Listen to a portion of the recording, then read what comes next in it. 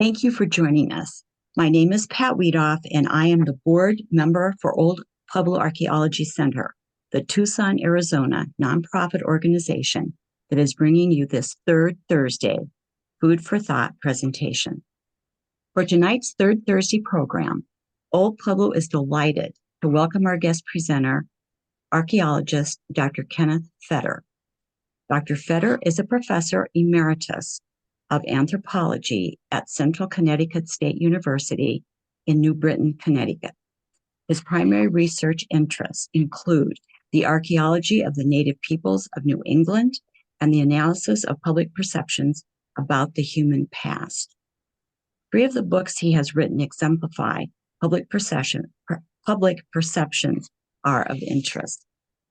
One is Frauds, Myths, and Mysteries, Science and Pseudoscience in Archaeology, 10th edition, published in 2020. Another is The Past in Perspective, an Introduction to Human Prehistory, 9th edition, also published in 2020. And the third is Archaeological Oddities, a field guide to 40 claims of lost civilizations, ancient visitors, and other strange sites in North America, published in 2019. Professor Fetter has served as a talking head on numerous television documentaries about the human. He says one producer described him as being, quote, a beacon of sanity in a sea of madness, unquote, on the topic of human antiquity, which struck him as a very scary thought. In Old Pueblo Archaeology's program this evening, Dr. Fetter will delve into some public perceptions of human antiquity in a presentation entitled Archaeological Humbugs, Exposing Frauds, Busting Myths, and Solving Mysteries. Professor Kenneth Fetter, welcome. Listen, let me start by thanking you all very, very much for inviting me to this. I guess I have to I'm guilty of, I think, liking the sound of my own voice. So I always like it when people give me an opportunity to exercise that. I do a lot of in-person talks and a lot of Zooms, and each one has its own sort of unique challenges. And in-person talks, you never know how many people are going to actually show up because they got to get in their car and drive. And I had one experience where in a venue that had enough seats for 200 people, only 6 people showed up, and it was a small college. And the dean of students who had invited me called me the next day to apologize for the small turnout. And she said it was actually her fault because she had made a horrible mistake and she had double booked on campus that night. And the thing that drew all the students was in the student center, they had a clown making balloon animals. And I could not compete with that as an archaeologist talking about his research. But, Zoom lectures have their own challenges. This one tonight was like Murphy's Law. I logged on and my camera was not working. So I fooled around with that. I have no idea how I fixed it. Then the sound wasn't working. People could hear me, but I couldn't hear anybody else. So we got all the technical stuff out of the way, and I'm looking at the screen and I'm looking at horror at what's in the back of the scene. My wife uses this office as her art studio, and there was on the floor, right back over there, a naked model of a woman that she uses to paint. And I thought, oh my God, we could have gone an hour and a half with me not knowing that everybody watching is looking at, why does this weirdo have a legless, naked woman in the back of his office? I assure you, it's not mine, and we will not be bringing it out for a show and tell for later on. But listen, thank you so much for inviting me. What I'm going to do now is let me share my screen. I'm going to show a PowerPoint keynote, and we will go from there. All right. So I am now sharing my screen. Archaeological Humbugs, Exposing Frauds, Busting Myths, and Solving Mysteries. First, let me thank you very much, Pat, for that very nice introduction. I've got a little one of my own to tell you who I am. I have been for 42, 43 years, a field archaeologist. That's me on the left side of your screen at a 3,000-year-old soapstone quarry that I directed an excavation for here in northwestern Connecticut. A fantastic site. There I am in the middle of that slide with me taking photographs of rock art not so far away from where you guys are right now. If you're in southern Arizona, this is actually on the border between Utah and Colorado. Some really fabulous rock art, and there on the right of the slide is one of my proudest projects, and that was an archaeological excavation of a 19th century multi-ethnic village in northwestern Connecticut. And in 2015, I had the opportunity to give a tour for about 60 or 70 of the descendants of this 19th century community. And so that's me talking to a bunch of folks who are all 8th, 9th, 10th, and 11th generation descendants from a group of Native Americans, people of African descent, and people of European descent. So there's this wonderful image of America. It's a new kind of Norman Rockwell image of America, and it's one of my proudest accomplishments is being able to help these people recover their story. And as Pat said, I'm professor emeritus, which sounds a lot, better than it actually is. All that means is that I taught at Central Connecticut State University for a long time. I retired and I was never convicted of a felony. So they gave me professor emeritus, which means I get to save, I have an email address and I have library privileges. Talking about my books, that book on the left is Archaeological Oddities, and that's the one that is most directly related to what I'm going to talk about today. So a bunch of the sites that I'm talking about today are in that book, but then there are 35 others. I will at the very end provide with you a 30% discount if you're interested in buying that book. The book on the right is in its 11th edition now, just hot off the presses, Frauds, Myths, and Mysteries, Science and Pseudoscience in Archaeology. My favorite review of that book, sort of, I think, encapsulates everything great about that book as far as I'm concerned. It says, Fader's book is filled with humor. It's like giving your dog a pill wrapped with cheese. And I think that as a textbook, that really kind of summarizes why professors enjoy that book and why I had such a good time writing it. Now let's talk about some of these specific hoaxes and myths and mysteries and see if we can debunk some of them, or at the very least, draw some conclusions about what the successes of these frauds and mysteries actually signifies. One of my favorite stories of an archaeological humbug is the Goliath of Cardiff, the Cardiff giant. Pathological study, studying pathological archaeology. We're talking about 1869. We're talking about upstate New York. The Cardiff is a tiny little community. Its nearest big city is Syracuse, so it's pretty close to Syracuse. And what happens in Cardiff is both instructive, but it's also hilarious. That's location. So we're talking about upstate New York. What I've got on the screen here is a map from 1869 of a farm owned by a fellow whose name was, believe it or not, Stub Newell. I mean, if you're writing a fictional account of some country bumpkin farmer in upstate New York in the 1860s, I don't think you could come up with a better name than Stub for the farmer. But what you're looking at here is that's a map of his farm, and right there you'll notice there's like a human-like figure.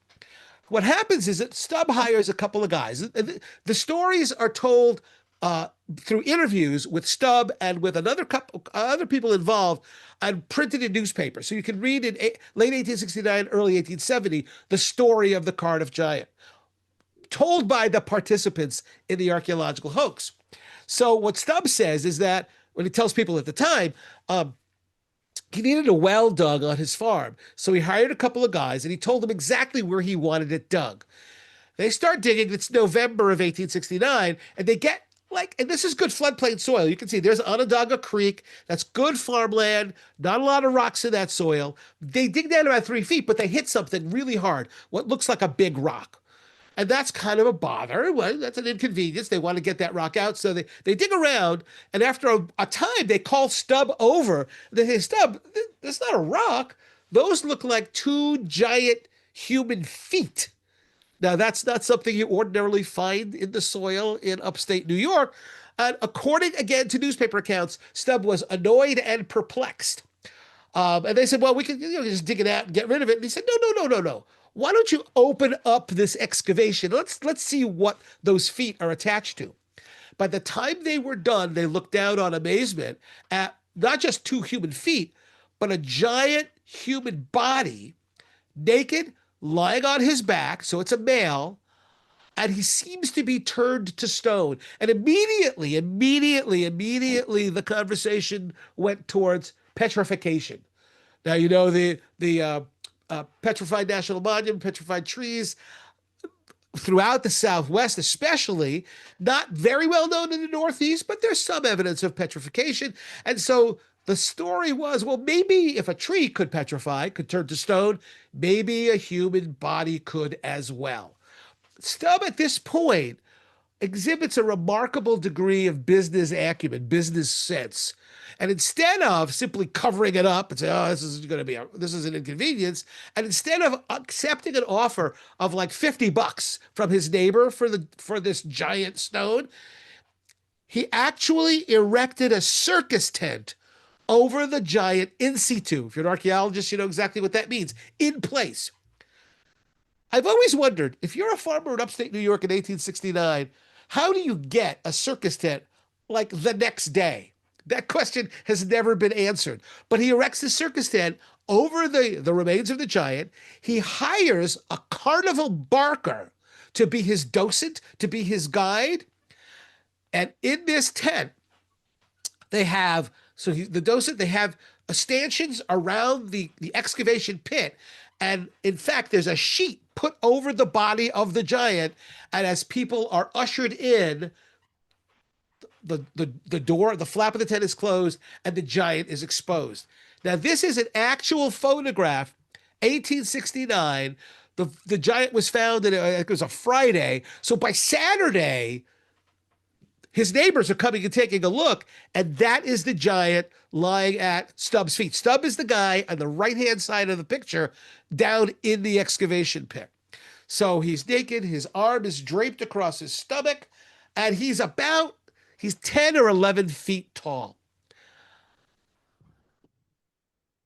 This is a photograph, again, November of 1869, of his farm. There's the farmhouse on the left, there's the barn, and right below the barn is the circus tent in which the giant is being displayed. Please note, it's the fall of 1869. This is a working farm. It's harvest season. All thoughts of harvesting are sort of set aside, and Stubb decides to start charging money, 25 cents a look, raised up to 50 cents after a while, to folks who came in droves to see the giant, who was expressly described as a giant from before Noah's flood.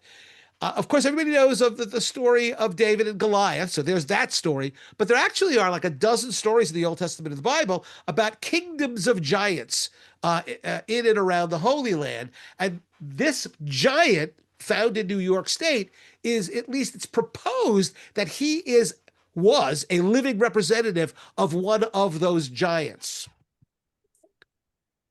This is Genesis 4. There were giants in the earth in those days, and also after that, when the sons of God came in unto the daughters of men, and they bare children to them, the same became mighty men, which were of old, men of renown. So the story, I mean, if you really want to get deeply into the story, the deal here is that these angels came down from heaven, mated with human women, and gave birth to giants called perhaps the Nephilim.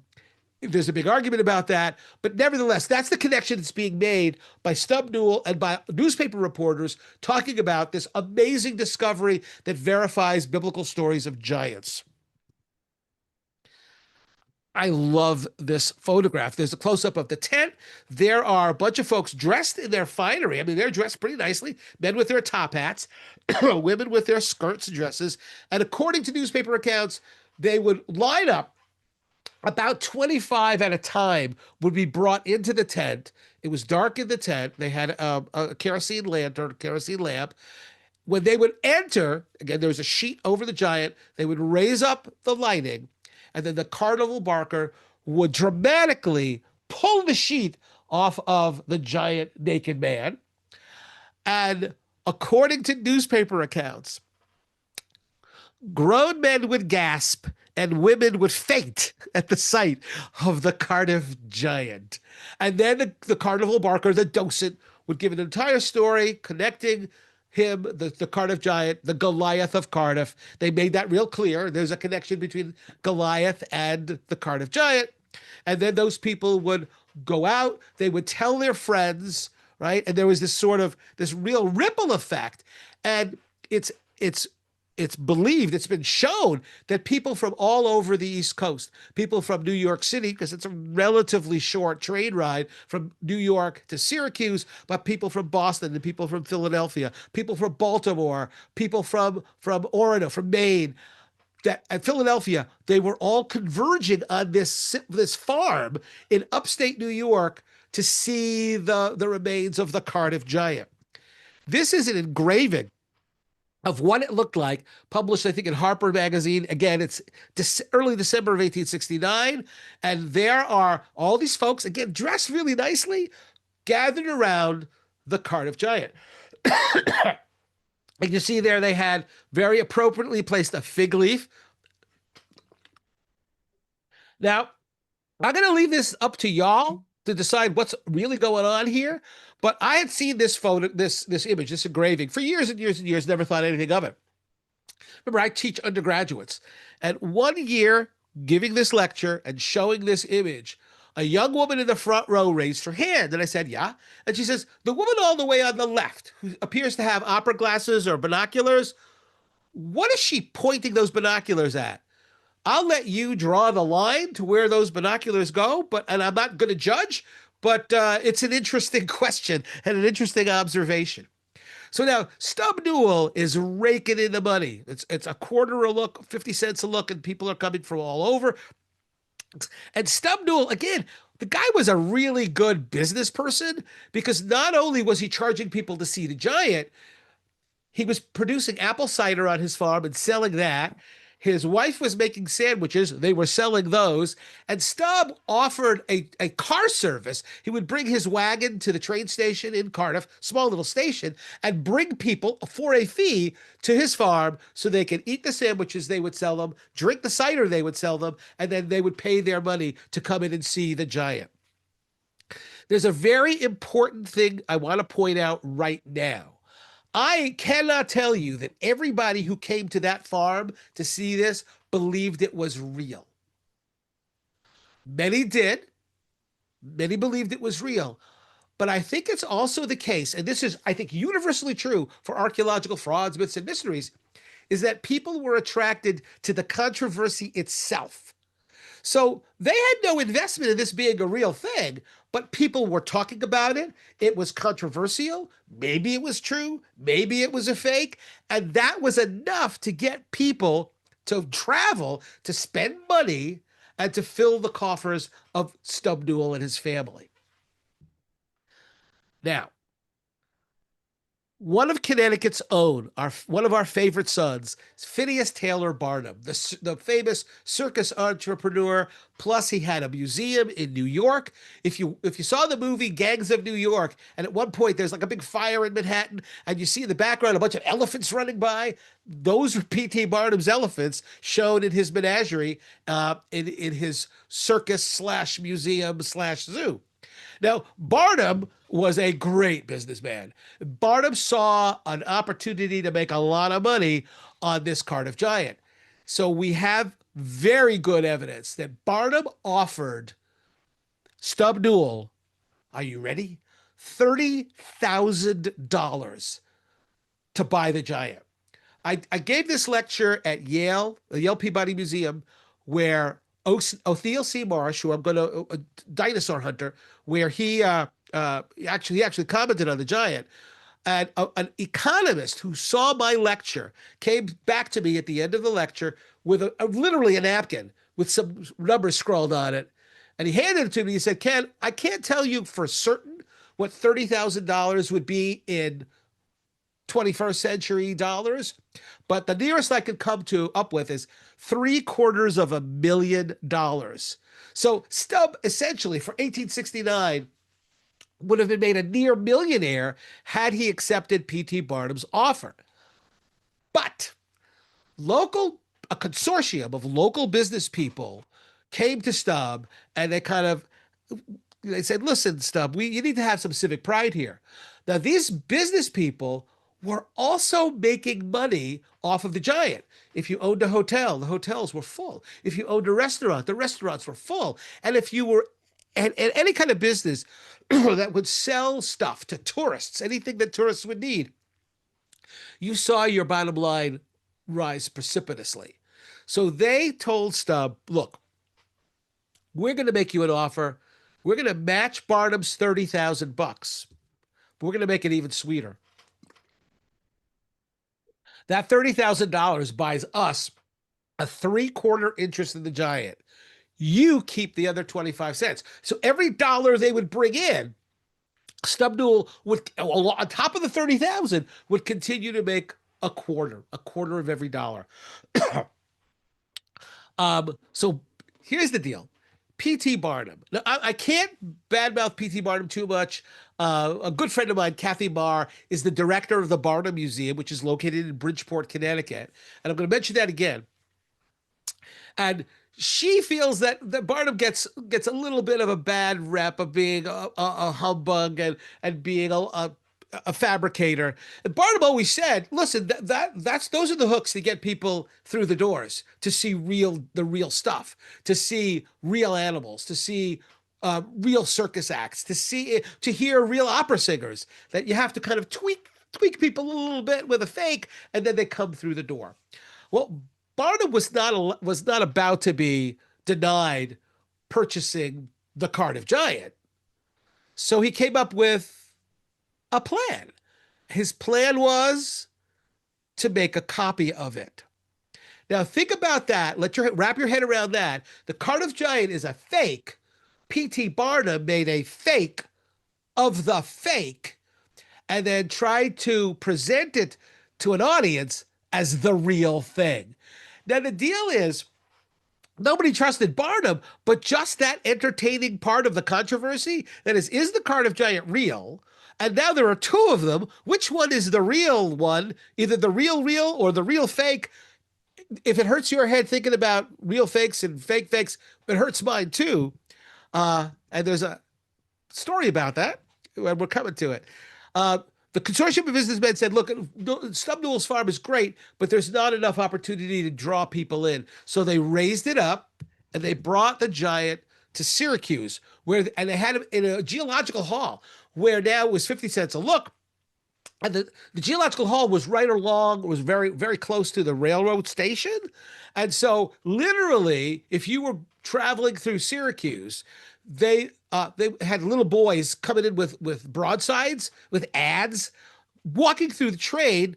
And while you waited 20 minutes for the train to go, you could go into the exhibit hall right across the street, and the money was flowing into the coffers of the consortium of businessmen and Stubb Newell. Now, this is so emblematic of archaeological frauds, in that scientists looked at it immediately and declared it to be fake. Othniel C. Marsh. I didn't know about out in the Southwest, but here in the Northeast, if you go to a natural history museum and look at the dinosaur bones, the odds are O.C. Marsh's name is going to be associated with it. So he was a paleontologist, traveled the world, digging up dinosaurs and putting them in the Yale Peabody Museum. The American Museum of Natural History in New York is another place where Marsh's material ended up. Very well known, famous guy.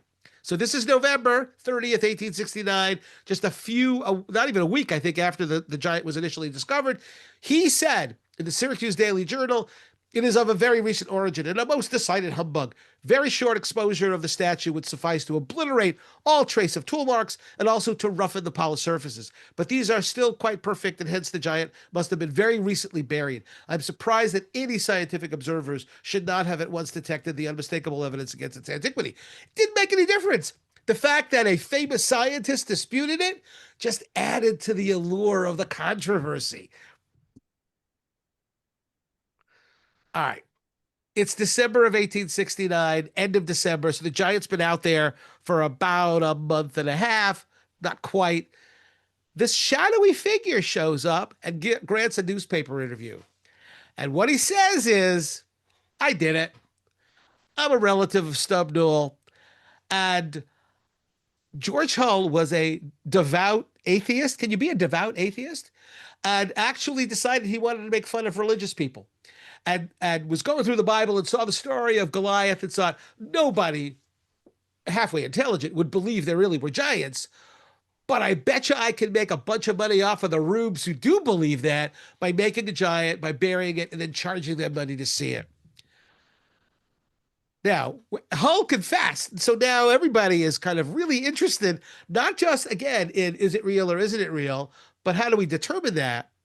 And this is an advertisement in the New York Times. Woods Museum and Menagerie, successor to Barnum. So this was connected to P.T. Barnum. You will notice the fourth line up from the bottom, the Great Stone Giant. You can see it for 30 cents. So they are displaying P.T. Barnum's fake of the Cardiff Giant in New York, and they're charging money for it. The real giant is back in Syracuse, and they hear about it, so they write a letter to the New York Times. We desire to inform the public through your columns that the statue now on exhibition at Woods Museum is a plaster cast taken from the original by C.F. Otto, an artist of Syracuse, without our knowledge and consent. The Cardiff Giant, they mean the real fake, is now at the State Geological Hall in Albany, where a room was placed at our disposal by the authorities of the state. It will shortly be in New York, and when open for exhibition, the announcement will duly be made through your advertising columns. You see Stub Newell, W.C. Newell is one of the signatories. You see that name, D.H. Hannum? If you've ever heard the phrase, there's a sucker born every minute and seen it ascribed to P.T. Barnum, P.T. Barnum did not say that. Hannum did when he was asked, well, if Barnum made this fake and you have the real one, how come so many people are paying money to see Barnum's fake? Hannum is the guy who said, there's a sucker born every minute. And maybe he was right. So now you'll notice that this is like a couple of weeks later, that Woods Museum ad is still there for the giant, right above Apollo Hall, corner of 25th Street and Broadway, the original Cardiff Giant. He's going to cost you 50 cents. I looked at a Google map, Google Earth, and those two venues are a 3-minute walk away. So you could have gone into Manhattan. You could have, in a few minutes, paid your 50 cents or your 30 cents to see both the real Cardiff Giant and the fake Cardiff Giant. And again, the lesson here is the giant didn't look very real. George Hull had it made. It was manufactured by some stone cutters in Chicago. They admitted to the whole thing. He had it shipped to New York. His distant cousin Stub and him, they buried it with the help of some other people, left it in the ground for a year so that people would forget that anything was buried there, and maybe it would kind of season in the ground for a while.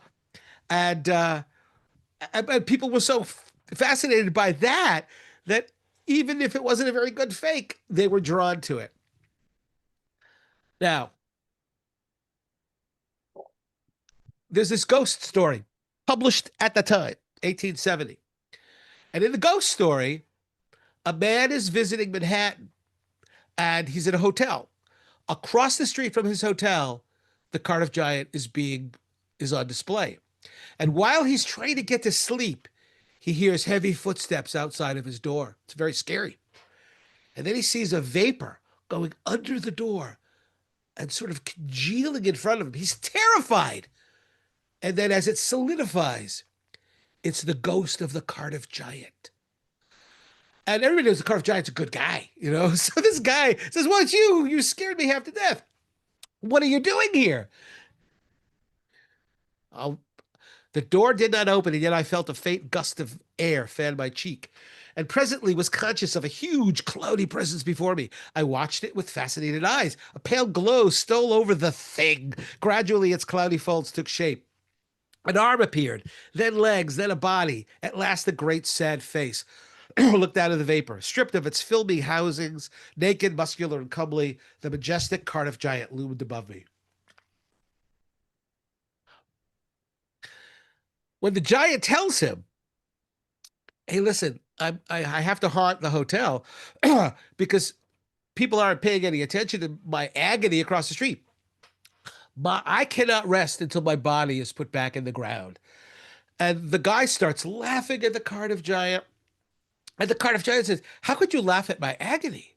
I cannot rest. I cannot enter eternal rest because my body has been defiled. It's on display." And the guy laughs at him and says, "Oh my gosh, Cardiff Giant. Cardiff Giant has fooled everybody and now he's fooled himself. You're haunting the wrong one." That's Barnum's fake. And the giant just goes, "Oh no. You won't tell anybody, right?" And he storms off. That ghost story, it's Mark Twain, 1871. So Mark Twain thought it was hilarious enough to write a ghost story back. You can find the whole story online. It's beautiful writing and it's extremely funny. Now, but because now everybody knows, well, there's a fake, the Cardiff Giant goes on the road. It's now 1901, so it's 30 years after, more than 30 years after it was discovered. And it's on display at the Pan American Exposition in Buffalo. That's 1901. You thought the most interesting thing that happened there was that President McKinley was assassinated. No, no, no. The most fascinating thing that happened was the Cardiff Giant was on display. It's hard. That one's hard to see. This is a map of the exposition. I'm not sure you can read Cardiff Giant there, but you sure as heck can read it here. This is a postcard from the fair. Look at the left-hand side. The great Cardiff Giant now on exhibition. And there's a woman walking out, and that's one of the pavilions at the World's Fair was the Cardiff Giant.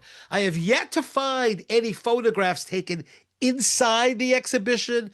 Maybe it's too dark at that point. Based on the technology of the day, maybe not. But someday I hope to find a photograph of him actually lying there in situ.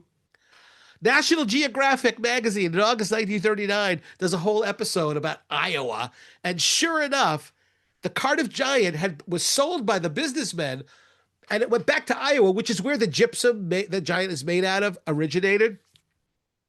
This is the kind of, there are a couple of stories in this presentation that could only happen to me. I was on a History's Mysteries talking about the Cardiff Giant, and the next day, one of the deans at my university, Central Connecticut State, calls me up and says, "Ken, I grew up in Iowa. I saw that show. It was great. I grew up in Iowa, and I lived across the street. My best buddy in kindergarten, I lived across the street from him, and his dad was like a newspaper guy, had a lot of money. And I remember playing in that kid's basement, and there was a statue of a giant naked guy in the basement." I said, "No, don't tell me." He lived across the street, and as a kid, had no idea what it was, but he actually played in the basement where the Cardiff Giant was located. Eventually, the giant goes back to New York. It's purchased, and the New York Historical Association buys it and has it now on display at the Farmers Museum. He's still there. There's the giant.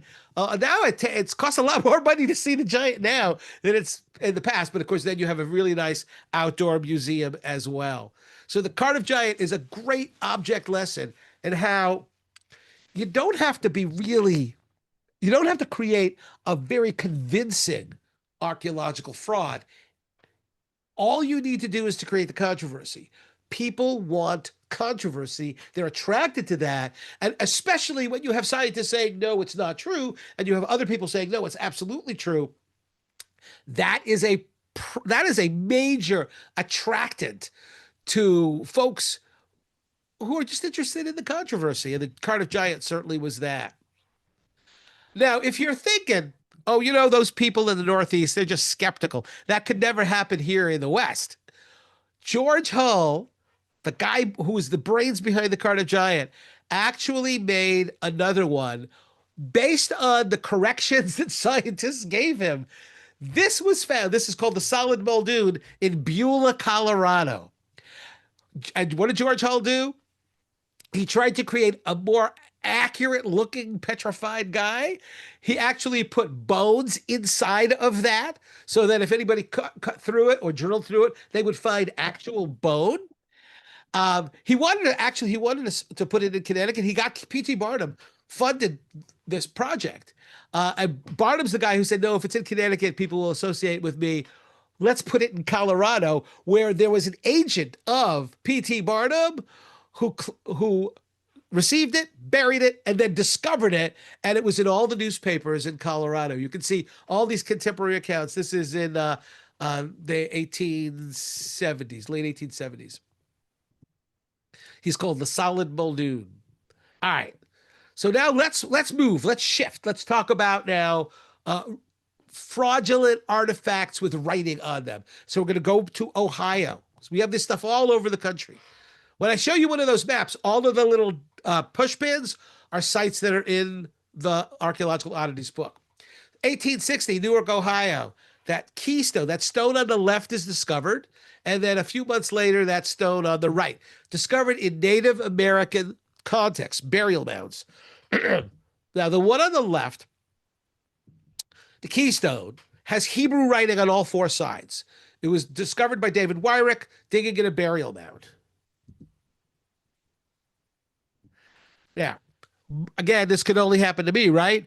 So when I gave a lecture at an archaeological facility, this beautiful museum and an outdoor site in Dayton, Ohio, the Sunwatch Village. And at the end of the lecture that I gave, one of my colleagues presented me with a gift, and it's a ceramic replica of the keystone. So like the Cardiff giant, like Barnum's giant, it's a fake of the fake. They offer it for sale in their museum store. So now I had flown out to Dayton. I was only there for overnight. So when they gave this to me, it's ceramic, it's breakable. I wrapped it in bubble wrap and put it in my carry-on luggage.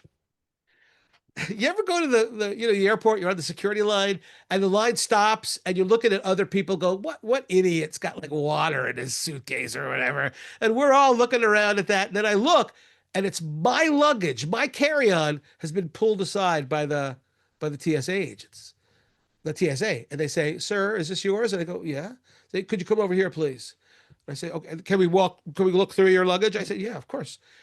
At this point, I'm starting to think, I wonder if they saw on the x-ray this replica of the keystone. Pulls it out, says, "Sir, can I open this up? Is there anything going to hurt me?" "No, you can open it up." Pull that out of my luggage and said, "Sir, could you please explain this?" So I say to him, "Well, it's kind of a funny story." And I give him the story of the discovery of the keystone, the discovery of the Decalogue stone, Hebrew writing, claims that the Native Americans were really members of the lost tribes of Israel, and how this was pretty typical. We're going to see another one of these in just a little bit, closer to where you all are. Now, as I'm giving my little, my 10-minute quick and dirty lecture of the keystone, all the TSA agents stop what they're doing and they come around to hear the story. I swear to you, this is true. One of the TSA agents said, May I take notes?" I said, "Yeah. When I tell the story to my friends, I want to get the details right." So there I am. I'm giving an archaeology lecture at the Dayton airport about an archaeological fraud. People are taking notes. When I'm done, one of the agents comes up to me and said, "Sir, this is the Dayton airport. Nothing ever happens here. Thank you for the most interesting story of my career as a TSA in the TSA." So, well, okay, I can do anything you want. That's my copy of it. That's what the real one looks like. And again, there's different Hebrew writing on all four sides. Now, this is a contemporary engraving of the four sides in Hebrew. Goes here. Its writing is from top to bottom. The ones I showed you before, sideways, is right to left. Now, immediately, people were translating it: "Holy of Holies, King of the Earth, Law of God, the Word of God." But archaeologists who knew Hebrew said, "Well, this is a fake." Charles Whitley, who was a famous prehistorian in Ohio, recognized the version of Hebrew on the keystone as being like 19th century. It was a newly developed form of Hebrew that wasn't used, say, 1,000 or 1,500 years ago. So he said, "No, this is somebody opened up a Jewish prayer book and copied letters and copied words, but that's very recent." A rabbi in New York confirmed this. He described the keystone as the bungling work of an unskilled stonemason, and the strangeness of some letters, as well as the many mistakes and transpositions, was his fault. The letters are not antique. This is not a relic of hoary antiquity. What sometimes happens, and I think I've mentioned this with George Hull, how everybody figured out the Cardiff giant was fake. No, that's not the way bodies preserve. So he took that as kind of a primer in how to improve his fakery. That's exactly what happened here. A few months later, month and a half later, just a few miles away, another artifact was found, also with Hebrew. This time, it was the right kind of Hebrew for 1,000 or 1,500 years ago. By the way, what you're looking at is a kind of condensed version of the Ten Commandments. Now, the problem this time, though, was the raw material. People looked around and they said, wait a minute, that looks just like a material that a lot of the gravestones in the Newark, Ohio cemetery are made out of. And yes, this was made of a local material. And ultimately, nobody ever confessed to this. My colleagues Brad Lepper and Jeff Gill, an Ohio archaeologist and actually a Ohio reverend who knows Hebrew, have done a wonderful job of debunking this and trying to tracing it all back and putting it in historical context. This was a period during which it was really controversial. Who were Native Americans? Where did they come from? And when did they get here? And one of the hypotheses was they were members of the lost tribes of Israel. And so if you could find artifacts with Hebrew writing on them and say, well, no, this dates to the antiquity, and this was part of a Native American site, people were interested. And again, even if it wasn't very well done, the controversy itself drew people's attention. Which brings us to New Mexico, the Los Lunas Decalogue stone, another example of an artifact ostensibly written in Hebrew. Okay, so we're over there at Las Lunas, south of Albuquerque, and you walk along this field, this wonderful volcanic landscape, and you come to a location where, nestled into a large volcanic boulder, there's another volcanic boulder, and you can see the scratch marks on it. That's me next to it. I'm going to now write it. I'm going to make it so you can read the writing again from right to left. And it's a version of the Ten Commandments. One problem immediately is there is absolutely no record of this existing until the 1930s. Although one of the people who saw it in the 1930s said, I remember seeing it 50 years before. So at best, we're looking at the 1880s. Not 1,000 years ago, not 1,500 years ago. Never noticed before that. But there are some other really substantial issues. Right next to the Los Lunas Decalogue stone, there are some genuine Native American petroglyphs. And so these are pecked into the volcanic stones. Here's another example, and I'm showing you this for a very specific reason. There's the petroglyph. Look at the amount. The petroglyph itself is pecked into the patina, that is the weathering rind that's on the surface of the basalt. And notice that it has begun to repatinate. That's been there for long enough so that it is starting to darken again. Up here is a modern piece of graffiti. That's 2 years old, 5 years old, 10 years old, not much more than that. See how bright it is? See how fresh it looks? And the real petroglyph is pecked in. The writing is incised in or scratched in. Now, let's compare the petroglyph, the modern graffiti, and the Los Lunas stone. The Los Lunas stone there on the bottom right, the lettering is far more similar in the degree of repatination as is the modern graffiti. So it's very bright. That has not been exposed to the elements for 1,000 years. That has not been, it may be exposed to the elements for 100 years, but certainly not 1,000 years, not a time that's commensurate with when that kind of writing was being done back in Southwest Asia. And there's another issue here with the Los Lunas stone. Notice there are these places where the surface has exfoliated, has popped off. But also notice that in every one of those instances, the lettering goes right through it. And the lettering is not very deep. The only conclusion you can draw is the lettering was done after those exfoliations took place. After that, and that's all natural. A little bit of water gets in there, freezes and thaws, the exfoliation, the patina exfoliates because it's not as strong as the rock in the interior, so it pops off. But that must have happened after the lettering must have happened after that occurred. So what that means is, if you look at that rock that's been newly exposed, there's no repatination. It hasn't been exposed for very long.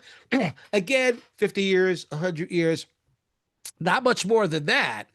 So the lettering, that is the writing, can't be old. If it was ancient, that's what it would look like. The exfoliation would have brought the lettering with it, because again, it's not very deep. The fact that that didn't happen is a dead cinch. This is modern. I can't tell you who did it. I can't tell you why they did it. But what I can tell you is that the lettering on the Los Lunas stone, it's not ancient. It's not antique. It's relatively recent. Okay, we're going to jump around a lot because there are lots of things still to cover. Ancient astronauts is another fraud, myth, mystery, humbug, whatever you want to call it. Eric von Däniken is the guy who initiated this in the 1960s with Chariots of the Gods. He's written 36 books. The show Ancient Aliens was his brainchild, really, and Giorgio Tsoukalos kind of took up the cudgel. Eric is still around. God bless him. I think he's deep into his 80s now and still traveling the world and still still preaching about the ancient aliens.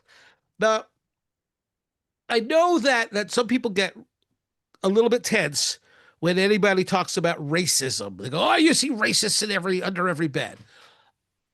Here's what I will do for you. I am now going to simply show you quotes from his Signs of the Gods by Eric von Däniken in 1980. You decide. This is Eric von Däniken, his voice. Were the extraterrestrials able to opt between different races from the beginning? Did they endow different human groups with different abilities to survive in different climatic and geographical conditions? So he's starting kind of mildly by saying, well, did the aliens choose races? I quite understand that I am playing with dynamite if I ask whether the extraterrestrials allotted specific tasks to the basic races from the very beginning, i.e. programmed them with special abilities. And when he says that, what he means is, well, maybe some races are good at music, some are good at sports, some are good at writing, some are good at math. That is racist at its core. When we're saying, no, certain groups of human beings have certain skills and other groups don't have those skills. But it gets worse. Was the black race a failure? And did the extraterrestrials change the genetic code by gene surgery and then program a white or a yellow race? If you don't think that's racist, I don't know. I don't know what else to say to you. Because it is. When you start talking about an entire race, they're a failure, and they had to be reprogrammed to be successful, and that's the white people and Asian people, you are, by definition, being racist. Once this basic question is accepted, we cannot and should not avoid the explosive sequel. Is there a chosen race? Well, we all know historically where that leads us, to holocausts and slavery. So let's just accept the fact that von Däniken's, the implications of von Däniken's hypothesis here is racist at its core. Okay, that was the serious part. Let's move on. Let's talk about some rock art, because I love rock art related to ancient aliens and ancient astronauts. Should we assume that every piece of rock art represents an actual eyewitness account by native people of what they've seen? Some are. You see out in the Southwest, so many beautiful panels of bighorn sheep and of bison and of horses, and those are great. But are they all literal? Are they all intended to be real images of real things? You know, we don't ask that of Western artists. These are two paintings by Picasso. Does anybody ever say, oh my gosh, Picasso must have seen people with flat faces and weird shapes? And no, we say whether you like Picasso or not, well, the guy was a creative genius and he had this imagination and he was a brilliant artist and he's expressing his creativity. We allow Western artists to be creative. Magritte, who's one of my favorites, his paintings are amazing. I mean, these are really realistic looking individuals, but in one hand, he has a lot of paintings of people just with apples floating in front of their faces. Don't ask me what it means. I have no idea what it means, but it's really cool. But we don't think, well, that Magritte guy, he must have visited a place where apples float in front of people's faces. We should say, well, he's kind of imaginative and strangely so. It's Salvador Dali. Did Salvador Dali live somewhere where the clocks were all melty? No. Again, imagination, brilliant creativity. Let's afford artists, Native American artists, that same privilege of assuming, you know what, they were creative and brilliant and talented and had wonderful imaginations. I mean, here you go. This is an actual piece of rock art from Bluff, Utah, and it is a sheep, right? It's a bighorn sheep standing on his rear legs, and what is he doing? He's playing the flute. He's a sheep capelli or something. Now, I don't believe anybody's going to tell me, well, Native people must have seen sheep playing flutes. Well, how about this? How about they're simply creative and whimsical and humorous and interesting and have enormous imaginations, which I think personally is better than ascribing that art to UFOs. This is an actual photograph from a panel at the International UFO Museum in Roswell, New Mexico. You see that that photograph on the bottom? That's a site I've been to called Sego Canyon. It's in Utah. It is one of the prettiest, one of the most interesting pictograph panels, Barrier Canyon art specifically, that I've ever seen. And you will so the folks at the UFO museum are saying, yeah, those are extraterrestrial aliens. Really? Do they have to be extraterrestrial aliens? Especially when Native people say our ancestors made those are spirit beings. Well, let's take them at their word that from the perspective of the artist, these are spirit beings. And personally, do the extraterrestrials have no arms or legs? Because that's what they're depicted as. And each of the extraterrestrials has a different look, different kinds of antennas. And that always gets me too, how when there are rays shooting out of the heads of pictographs and people say those are antennas, say the extraterrestrials had technology that's not as advanced as ours, because my iPhone doesn't have an antenna and I can call anybody in the world, doesn't have a visible external antenna. And yet these extraterrestrial aliens apparently did. I think we're better off using Occam's razor. You know, the hypothesis that requires the fewest other assumptions is probably the way to go. Or as a physician, a teaching physician in, I think it was Michigan, phrased it, when you're diagnosing an illness, if you hear hoofbeats, think horses before you assume it's zebras. So think the most rational, the easiest, the one that requires the fewest other assumptions before you start thinking of something super exotic. And so, yeah, aliens, I don't think so. Now, I'm here to tell you, though, I was on that ship that crashed in Roswell. And that's me with all my extraterrestrial buddies hanging out there. It's a great museum. It's a little bit tongue-in-cheek, I think, and go check it out. The connection to archaeology, though, is more than tenuous. All right, Black Dragon Canyon, the San Rafael Swell. Another example of really cool rock art. But this time, it's not extraterrestrial aliens. There we are again in central Utah. So we walk into the canyon, and you come to this amazing, very high, arching, really high. Essentially, it's a canvas for pictographs. And that image on the left, by the way, very important to point out, any of that white, that's chalk that's been added later. It's vandalism. The people who did it, I think, were of good intention. They wanted to make sure you could actually see the image because it's fading, but it's vandalism nonetheless. And we're going to see that play a role in a little bit. There on the right, another beautiful pictograph of an anthropomorph, again, no arms but legs, and some sort of a creature. Is that a coyote?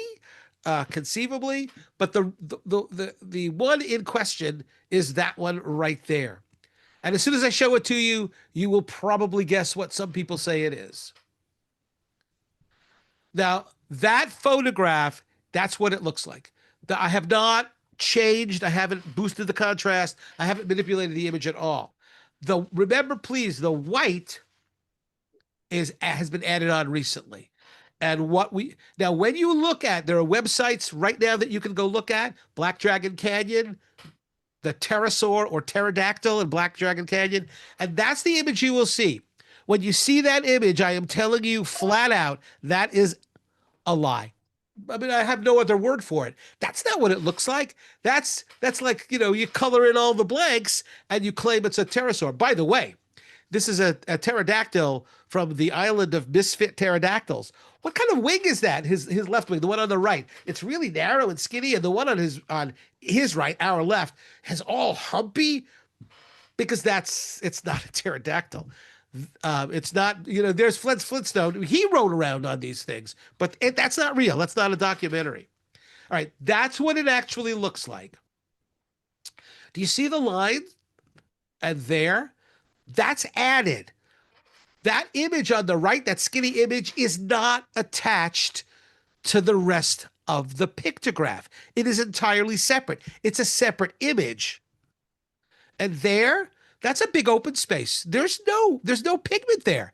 And even when you do a chemical analysis, that's exactly what it shows. There's no pigment there. So really, no pigment in that circle. So you don't have one image, you have at least three. Now, I've boosted it up a little bit so you can see that's blank and that's blank. So you can see better that you have three separate images. Now, when scientists, Jean-Louis Kenneth, I'm sorry if I'm mispronouncing his name, was the primary author of an article in Antiquity where they came to this site, they measured the pigment throughout that image. And when they were done, they had a much clearer picture of what's really there, right? One image of a horned snake, an image of what turns out to be an anthropomorph, and a third image of an anthropomorph that actually looks like that. It's not a pterodactyl, it's a horned snake and a couple of anthropomorphs look like people, and then a couple of big horned sheep. That's cool archaeology. And now, really quickly, Pate's Caves, Mystery Hill, America Stonehenge. This is in New Hampshire, where they claim there is an ancient Druid or ancient Celtic stone where human beings were sacrificed. They have a sign, it says to the sacrificial table. Right? That's the channel on the stone. It's big enough for a human being to lie down on. And this is a piece of art from the 1850s showing what that stone, it's a model for what people say that stone is. But the deal here is there are a number of these found in New England. There is not a cult of blood-leeching Druids in New England, but there were people who made apple cider. It's kind of cultural amnesia. There's a wonderful museum in Wales, in the UK.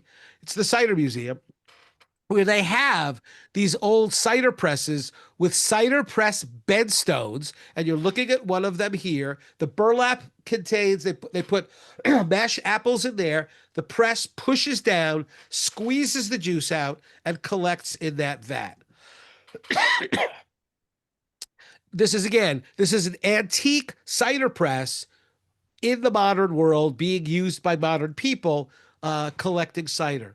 And so that stone at Mystery Hill, America Stonehenge, is part of a cider press. It's not some mysterious artifact for collecting blood from sacrifice victims. I'm heading towards the end here. I know that probably for a lot of you, you thought, oh, we're talking about archaeological frauds. You must be talking about ancient apocalypse. Ancient apocalypse a Netflix series with Graham Hancock, beautifully filmed. I love the sound of his voice. He was a beautiful narrator.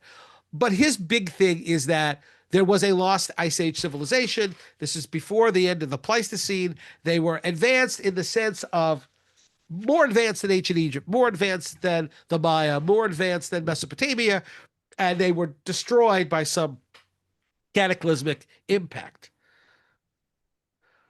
Now, Hancock is not the first person to suggest this. Ignatius Donnelly in the 19th century, with his book Atlantis, the Antediluvian World, said the same thing. Now, at the end of that book, Donnelly says, we're on the threshold. Scientific investigation is advancing in great strides. Who shall say that 100 years from now, the great museums of the world may not be adorned with gems, statues, arms, and implements from Atlantis, while the libraries of the world shall contain translations of its inscriptions, throwing new light upon all the past history of the human race and all the great problems which now perplex the thinkers of our day. So Donnelly is saying, well, we don't have, it's circumstantial, my argument. But maybe someday there'll be artifacts. Eric Von Daniken has said the same thing. Until today, I have collected hundreds of outstanding signs that show that the Earth was once visited by aliens, but I don't have any single objective proof. For example, an artificially made object that doesn't come from this planet that one could show triumphantly to science. My greatest wish would be that someone who doesn't have to be myself finds such an object and presents it still during my lifetime. So Von Daniken is saying, oh, well, okay, it's circumstantial. It's hypothetical, and we don't have any real evidence for it, but someday we will. Graham Hancock has said the same thing in a podcast he did on Joe Rogan's podcast with my colleague Flint Dibble. That really is his name, Flint. His dad was an archaeologist, Harold Dibble, and he named his son Flint. And Flint is a brilliant archaeologist and very courageous. He went on the Joe Rogan show, and to Joe Rogan's credit, there was Hancock was there, so it was a debate. Joe Rogan, to his credit, asked Graham Hancock, can we say there's no evidence for an advanced civilization in what they have studied? So he's basically saying, okay, this is an excellent hypothesis. Maybe it explains a lot, but is there any evidence for it? Any physical evidence? And Graham Hancock, to his credit, answered, in what they have studied, yes, we can say there's no evidence for an advanced civilization. There's an old internet meme, pics or it didn't happen. So if you say, on my way to work, I saw a moose, and people will say, oh, yeah, sure you did. Pics, photographs, or it didn't happen. The archaeological equivalent of that is artifacts, or it didn't happen. And in this case, Ignatius Donnelly about Atlantis, Eric Von Daniken about ancient aliens, and Graham Hancock about this ancient lost civilization have all in one way or another admitted, well, yeah, there's not really any archaeological evidence for it, but it's a good story. And I'm here to tell you that our stories are better than the ones made up based on these circumstantial evidence. These folks, though, they complain a lot. So very briefly, they say archaeologists resist new evidence. No, we don't. Scientists are skeptics, not cynics. We are doubters, not deniers. You got evidence, we're listening, we're reading. Archaeologists hide the truth.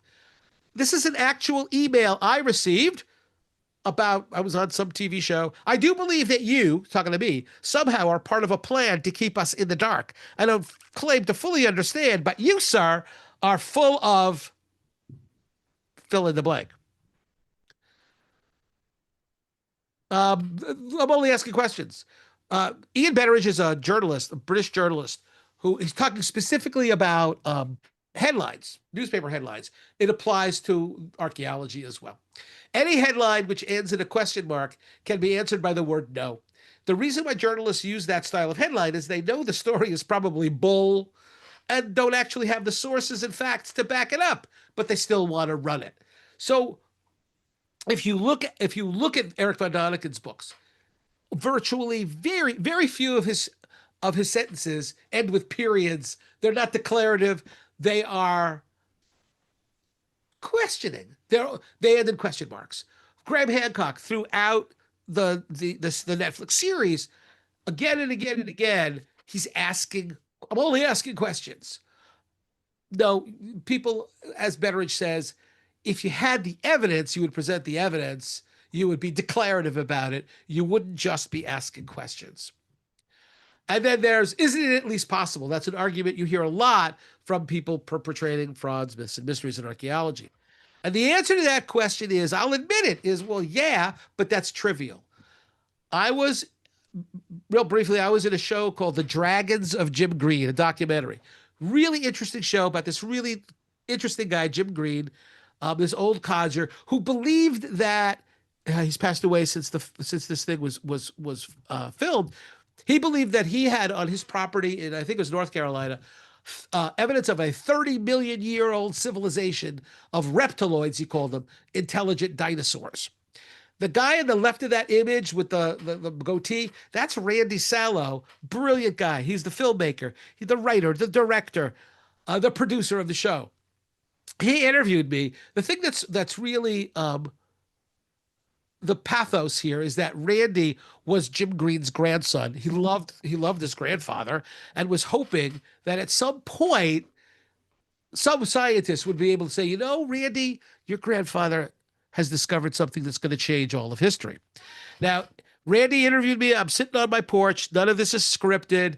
I'm not necessarily proud of how I answered it, but Randy was okay with it, and Randy actually kept it in the video. You can see it online, The Dragons of Jim Green. See it on YouTube. And he actually used it in advertising and marketing for it. So Randy is there, sitting right across from me, and he said, but Kenny, is it possible that civilizations could have existed 35 million years ago? This is my transcription of my answer. I don't like your question. That's a little pompous, and I hate that. But I'm sorry. I don't like your question because no matter what I say, I'm screwed, right? If I say no, categorically no, I'm just a hard ass skeptic and I have a closed mind. But if I say, well, yeah, it's possible, and you cut it there and don't allow me to say it's possible because, yeah, anything's possible, because right now a pig could fly out of my butt. So yeah, so when people defend their frauds, myths, and mysteries by saying, "But isn't it possible?" The answer is always, "That's not even. That's, everything is possible." Do you have evidence to back up your claim? And then almost last, you scientists are going to need to rewrite textbooks because of my discovery, often in all caps with a bunch of exclamation points. There's no gotcha there. That's what we do all the time. That's why my Past in Perspective book is in its 9th edition. That's why Frauds is in its 11th edition. It's because we are always looking for new evidence. We're always looking for new data. We are glad when somebody comes up with something that causes us to reassess what we thought was the case. So we don't shun new data. We don't run from it. We don't try to hide it. We embrace it because it allows us to think more deeply about what we really know about the human past. And now, hey, listen, if you enjoyed any of this, if you're interested in more, there's a link here, and I think Al will be putting that in a newsletter. I have a 10-part series produced by Colorado History on exposing hoaxes, busting myths, sort of a 10 parts of what we've talked about here today, with a lot more detail. So that was tremendous fun doing that. And yeah, there's a discount code for that book. And again, Al's my agent now, so he'll be advertising that. And then my last slide, and I haven't gone over too much. For those of you who live in Arizona, you may recognize this place. This is Tonto National Monument, north of Tucson, which is a gorgeous cliff dwelling. It's 2 cliff dwellings. It's kind of an upstairs, downstairs kind of a thing. And the downstairs one is really easy to get to. The upstairs one, I think you need a ranger to take you there. But it's these little jewels of cliff dwellings. And I'm really just absolutely in awe of a young woman in 1880. Her name was Angeline Mitchell. Angie Mitchell grew up about 100 miles from where I live. She grew up in Massachusetts. Family removed to Kansas, where she got a teaching degree at the University of Kansas or Kansas State. And then her family moved to Prescott. So this is before Arizona's a state. They moved to Prescott. She taught a little bit there. She's real adventurous type. It's the big city. Prescott is the big city in the 1870s and 1880s. And she takes a teaching gig in the Tonto Basin. So that's east of there, what, 130 miles, in an area that today is pretty wild and certainly was when she went there to be a teacher in a one-room schoolhouse. The great thing about Angie Mitchell, along with the fact that she's super adventurous, really smart, good writer, she kept a diary. And um, she would, like on weekends, tell her students to, get one of your family's horses, saddle up, bring some food, because we're going to learn by going out into the wilderness, and we're going to learn about geology, and we're going to learn about plant life and animal life, and we're going to learn about history, and we're going to learn about archaeology. And in one of those trips, Angie and her students actually came to Tonto. Now, it wasn't called that then, but when the rangers at Tonto National Monument were given a copy of her diary and they read her description, they knew she was talking about Tonto because her description is so on right in line. And I just want to end with this. This is from her diary. This is what archaeology is really all about. She says, it seems so strange to be chatting and laughing so gaily in a house built unknown centuries ago by people unlike us in appearance, but who had known joy and grief, pleasure and pain, same as our race of today knows them, and who had laughed, cried, sung, danced, married, and died, more to rejoice their lives away in this once populous town or castle, or whatever one would call it. It made an uncanny feeling come over us as we rested till moonrise and talked of this long dead people and told the little we knew concerning them. Angie wasn't an archaeologist, but man, she absolutely has encapsulated the heart of the archaeologist, that these are real places with real stories to tell. And the people who lived in places like Tonto, but like all of the other sites that I've mentioned today, they're real people with families and lives and goals, and they worshipped their gods, and we are part of that story. We today are merely we're the tip of that iceberg, and that iceberg goes deep and it goes wide. And the goal of archaeology is not to make up stories and not to tell fairy tales and fables, but to really try to discover, to extract from the archaeological record, from those artifacts, or it didn't happen, what really happened, and to honor the people who left that story behind, to raise it up so that we all can appreciate the real past, because that's the goal of archaeology. If you needed a big finish, that's my big finish. And now let me get rid of, if I had, well, I guess I'm still going to share a screen because my mouse has disappeared. No, there it is. There it is. So I'm going to get rid of that. And I think we'll get rid of that. I guess I've ended screen sharing. Yes. I don't know if people have questions. I know I talk fast, and I covered a lot of territory, but I would love to answer questions if you've got any. Well, Ken, before we start that, I'm going to have our audience, before we start sharing the questions and comments, I'd like to ask El Dart to give some information about Old Pueblo's mission and activities. Okay, thanks again, Pat. Now I've got to find my share buttons.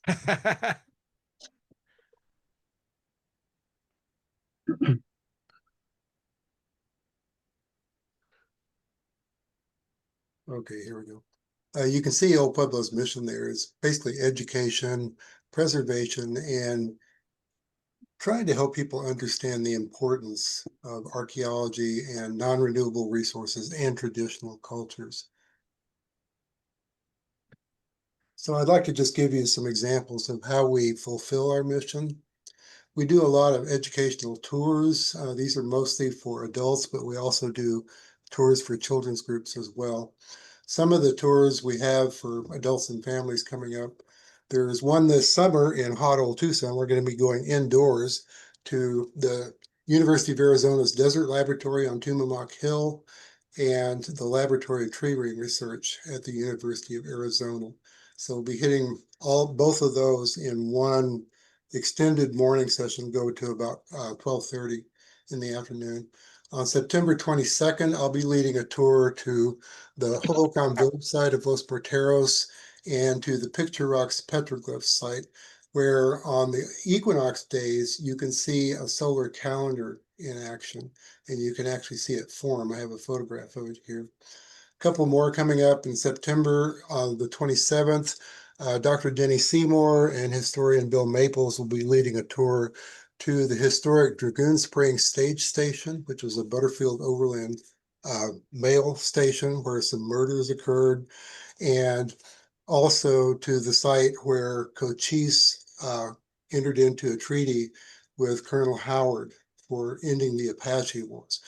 On October 11th, I'll be leading a tour to the Yuma Wash Hohokam Village site and the Bajorca Zagueri Ranch archaeological site. These are essentially two pre-contact and historic period components on the same general area in Marana, Arizona, just northwest of Tucson. And we have some more coming up. I've just scheduled in November, the Park of Four Waters and the Ciudad Va'aki Museum and Park in Phoenix. Ciudad Va'aki used to be called the Pueblo Grande Platform Mound Ruins. And we'll be seeing both of those. The Park of Four Waters is where the largest Hohokam canals were drawn from the Salt River that's still preserved, and it's usually off limits to the public. And then after we visit Ciudad Va'aki, we will caravan not too far away to see some really deep petroglyphs in Phoenix South Mountain Park. So that one we just got scheduled. I'm still working on the flyer for that. On December 6th, we've collaborated with the Amarin Museum in Dragoon, Arizona, to have a tour to that museum by its director, Dr. Eric Kaldal. And after that, archaeologist Bill Gillespie will be leading us to some pictograph sites in the Dragoon Mountains that he's very familiar with. So for more information on that, you can email us at info@oldpueblo.org or try our number here. I'll put our contact information in the chat here after I show you these things.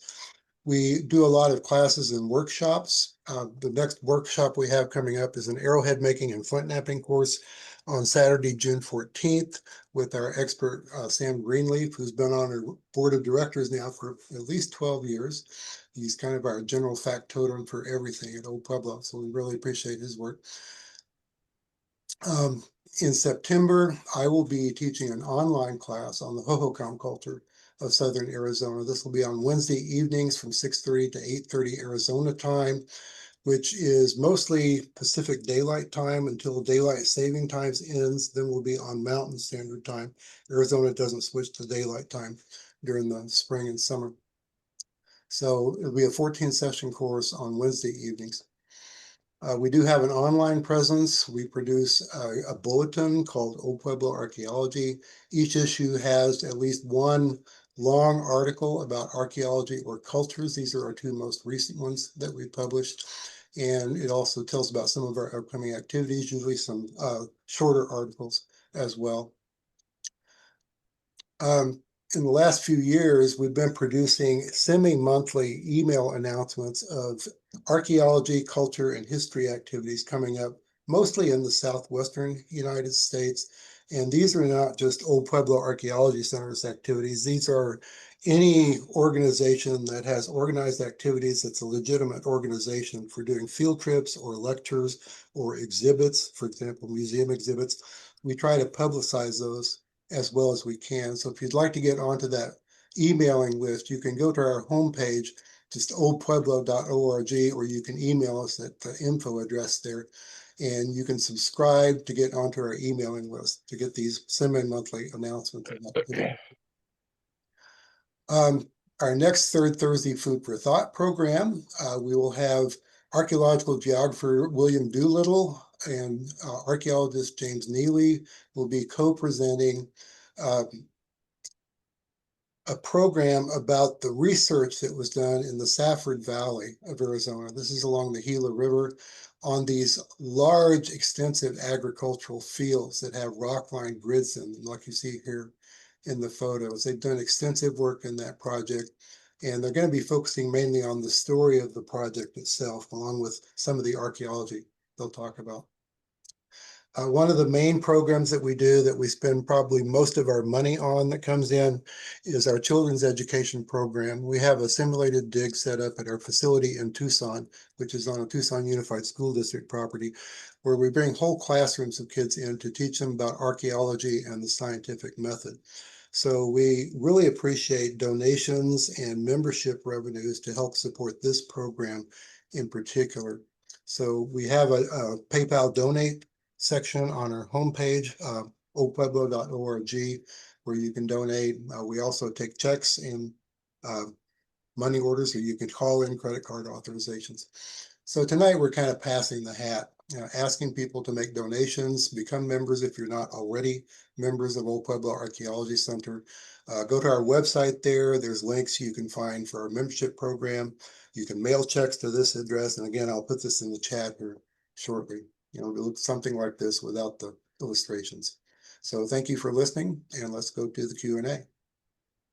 Okay, thank you, Al. Let's go. Let's begin with a question from Brian Grattan. What is Joe Rogan's role in this fraud promotion?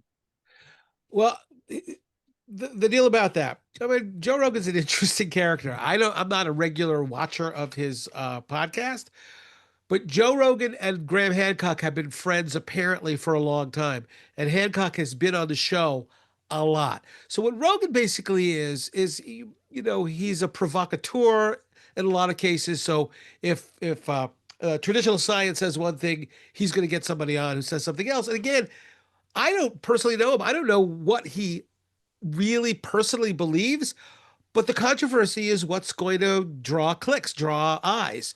And so Hancock has been on a lot. So he's a facilitator.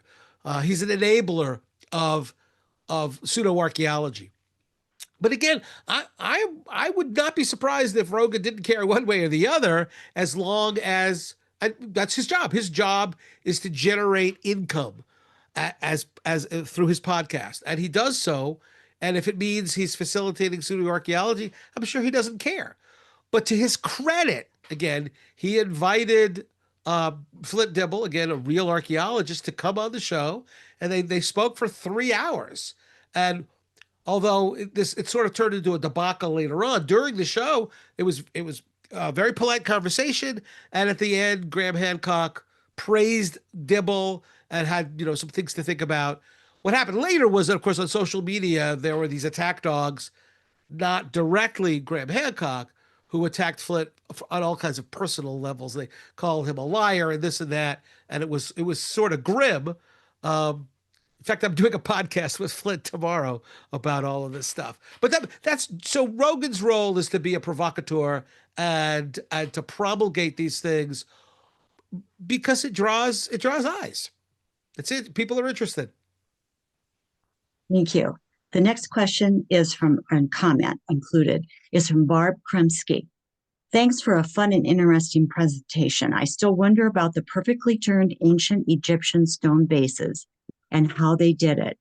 Also, the huge stone megaliths found all over the world. How did they do it? Are they frauds? Okay, none of that stuff is fraudulent, all right? It's all real deal. The business about the perfectly turned stone vases, I recommend, and I'm pretty sure it's David Miano, Miano, who's an archaeologist and historian, and he's got his own web channel. And I believe he has devoted at least one episode to the vases. And I don't claim to be an expert on that stuff at all. But what I gather from it is that the claims of the perfection of those vases, that those claims are greatly exaggerated, that they were well within the capability of Egyptians to produce. Now, about megaliths, there's no one answer, but there are multiple answers. So, for example, we actually have film, black and white film, movies from people documenting the movement of large megaliths in Indonesia in the 1910s and 20s. And so here are these folks without any machines, without metal, who using rope and using other stone carve and form these large stones, megaliths that are in some cases the size of the uprights at Stonehenge, for example, and moving them with simply with people power. So never underestimate the ability of a bunch of people who are dedicated to producing some work of art or moving some stone, of being able to do it successfully. Now, in the case of the Egyptians even left a wall painting in one of the tombs showing hundreds of workers all pulling. It's two-dimensional, so it's hard to figure out exactly how they organized it, but pulling along this giant statue that was tens.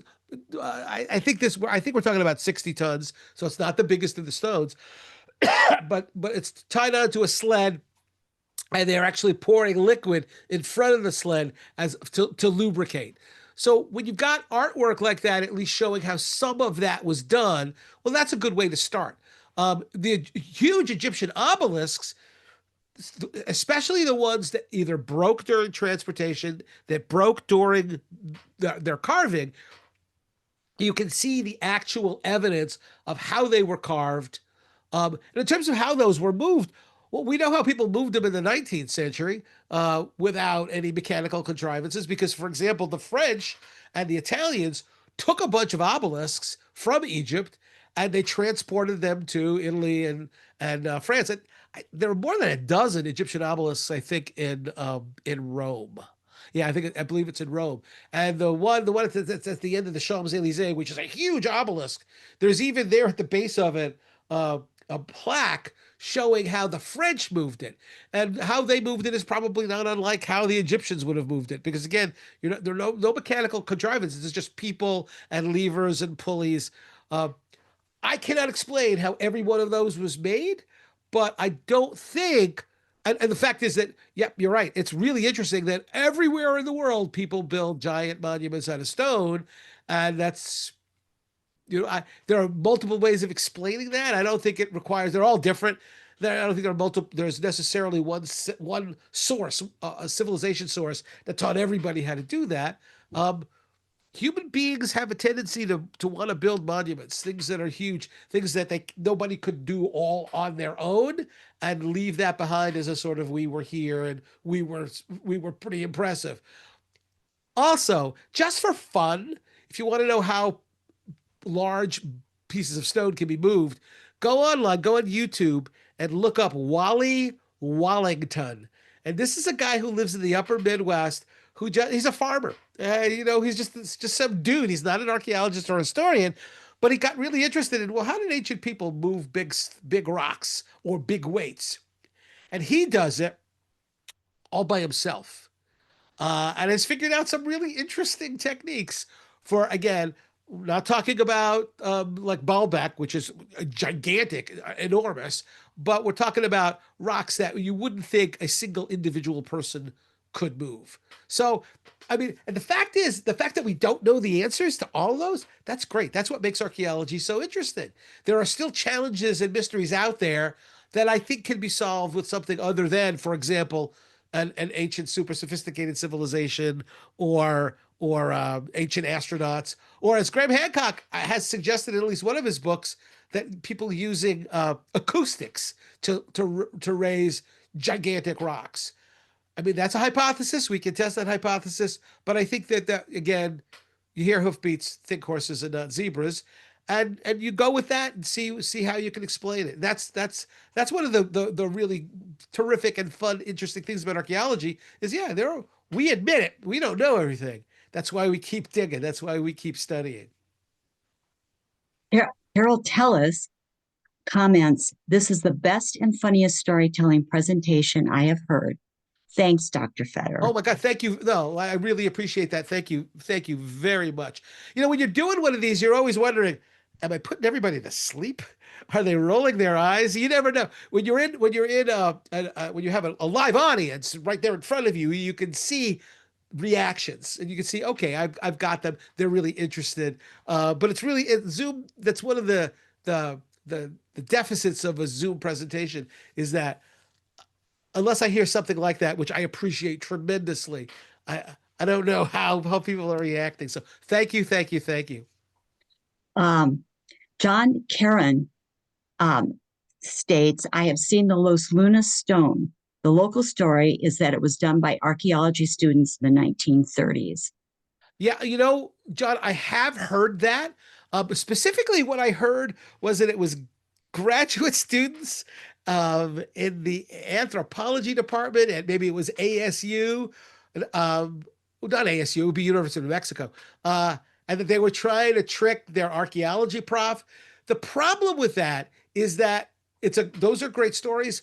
I have never seen any direct evidence for it. I've also heard that it could have been the Mormon battalion in the late 19th century, that there were Mormons who were fluent in ancient Hebrew, who, as a joke, as a place marker, as a way to honor the Ten Commandments, wrote that up. But there again, no direct evidence for that. So for me, the question of who did Los Lunas is still an open question, but I think that the evidence shows very clearly it's recent. It's not an ancient artifact.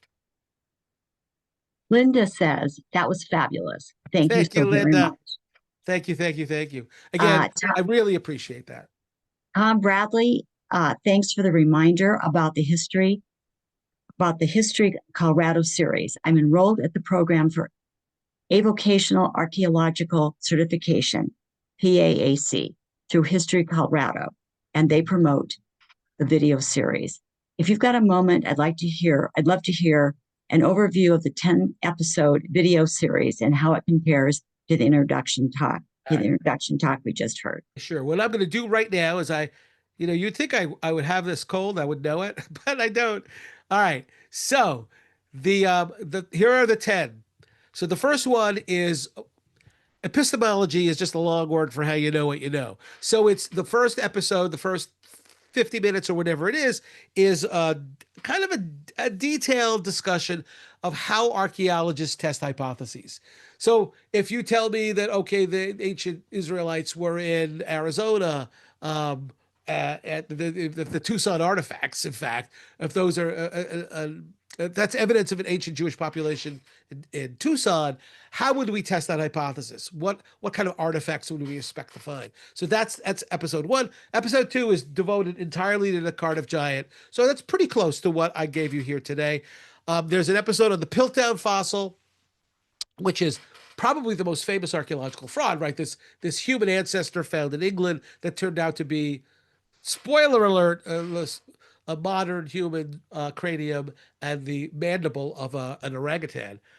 Etched in Stone is all about claims of writing, of epigraphic artifacts in the New World. So Los Lunas and Newark are 2 of the examples, but there are a bunch of several more that I discuss in that episode.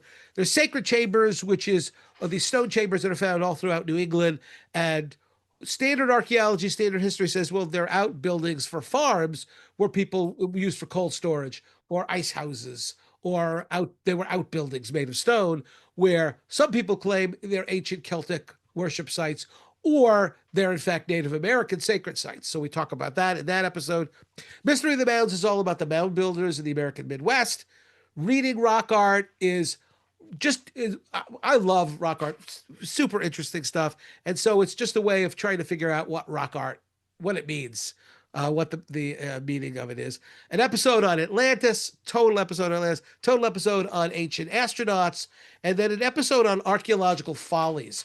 And these are things that they're not intentional frauds.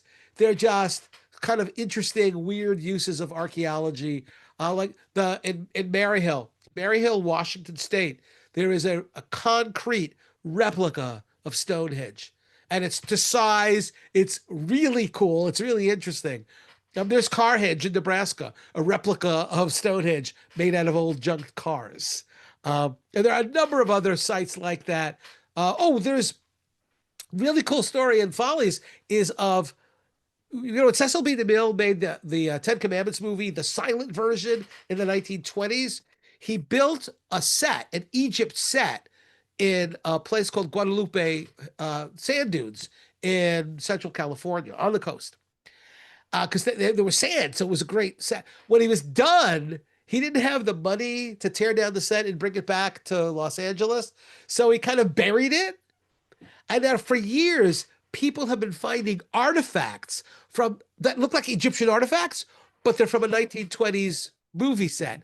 And there actually has been a legitimate professional archaeological excavation of the site. And there was even a movie, a video, a documentary about how they hired real archaeologists to excavate this movie site. And now at the Guadalupe de Pomo Dunes Nature Center, there's a permanent installation of the artifacts they found from the movie site. And so it's just the Follies is just sort of a grab bag of strange and interesting and fun uses of archaeology.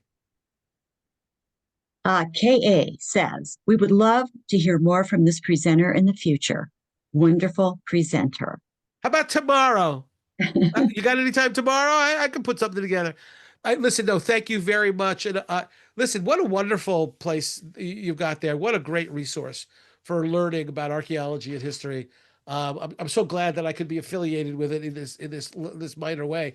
And of course, yeah, I have lots of lectures, and if Al and y'all ever want me back, I'm happy to present. Well, we have one last question. Kathy Kubish, have you heard of the book Forbidden Archaeology by D. Scott Rogo? Oh my gosh. Forbidden Archaeology. The author's name, that's not who I remember being the author of Forbidden Archaeology. I actually, the Forbidden Archaeology book that I am aware of, I actually reviewed for a journal back years and years ago. And in that book, and again, I'm not saying it's the same book because the author's name doesn't ring a bell, but the book I reviewed for Forbidden Archaeology, basically the claim was that human history goes back much further than we even could guess, millions of years, if not billions of years, and it's this interesting interpretation of artifacts, of geological objects. But that all those interpretations come from the 19th century. So it's like looking at old school stuff without looking at things like carbon dating and thermoluminescence and so on. But I may be talking about a different book called Forbidden Archaeology. Titles of books I don't think can be copyrighted, so there may be more than one. Well, thank you. And on behalf of Old Pueblo Archaeology Center, sorry, I'd like to thank our guest speaker, Dr. Kenneth Fetter, for sharing with us this evening. We also thank you all. Thank you very much. I appreciated being invited to participate. Well, we also thank our audience too for joining. Yes. Absolutely. And consider making a donation to support Old Pueblo's efforts to educate children and adults about archaeology, history, and cultures, including through programs like this one. Thank you all, and good night. Thank you. Thank you, Ken. Thank you, Pat. Thank you, everybody. Absolutely.